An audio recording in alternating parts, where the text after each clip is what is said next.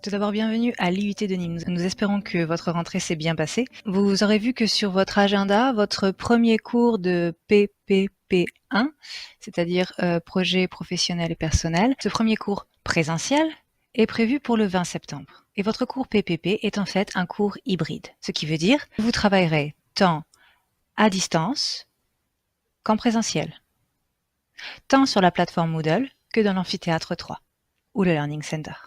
Avant ce premier cours magistral en Amphi 3 le 20 septembre, vous avez plusieurs missions. Mais avant de les décrire, regardons en quoi consiste ce cours.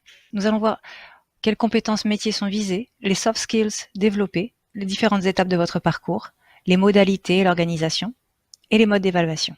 Je vous laisse découvrir les compétences métiers développées durant le cours.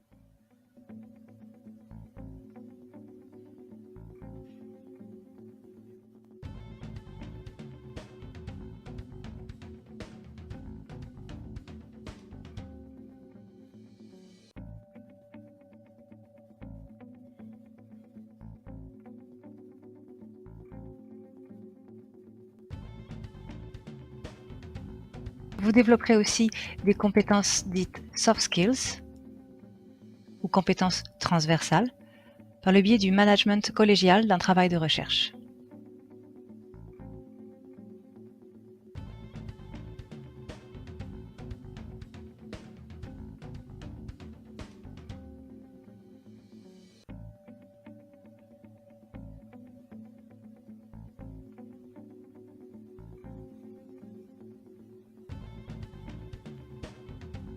Vous êtes en train de regarder la vidéo de présentation du cours, qu'est-ce que le PPP, et vous avez aussi un premier quiz à passer après ces premières étapes.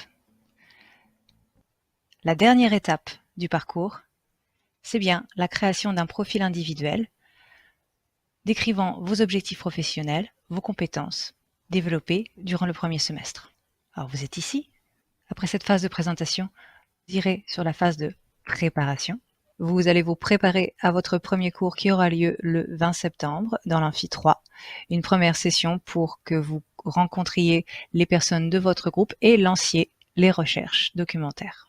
Les recherches documentaires se font en groupe et vous avez une échéance pour achever cette mission au 20 octobre.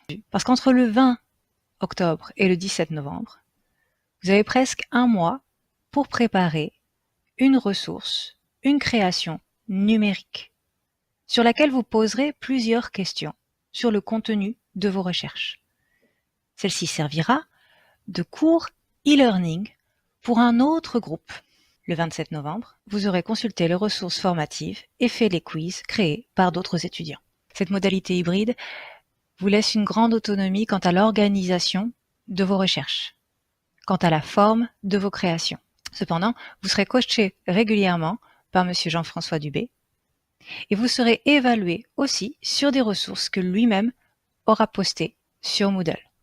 Pour cela, vous aurez 3 QCM à faire en cours avec votre enseignant et un 4e final au mois de janvier 2019.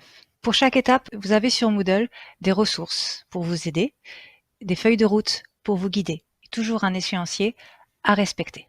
Comment allez-vous être évalué? Bien, pour la participation au forum et vos résultats au quiz qu'il y a sur la plateforme.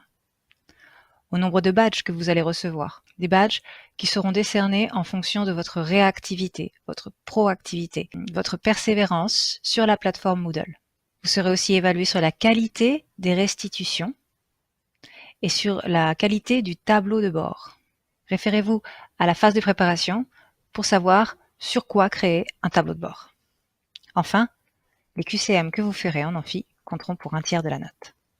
Alors pour la première séance, assurez-vous d'avoir investigué les outils numériques de travail collaboratif proposés dans la phase de préparation. Trello, Padlet, Google Drive. Voyez lequel vous paraît le mieux pour un travail collaboratif. Ensuite, vous devez réfléchir au pourquoi de votre inscription dans ce cursus. Pourquoi vous êtes-vous inscrit en IUT, génie civil? Vos raisons ou vos objectifs.